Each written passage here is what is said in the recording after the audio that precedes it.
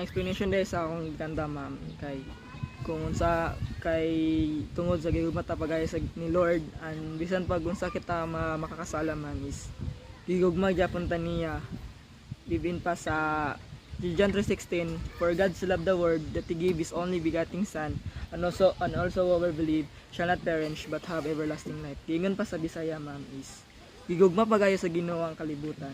Ug tungod nini giatag niya ang bugtong anak aron kita muto kaniya dili malaglag kundi makabaton sa kinabuhing dayon.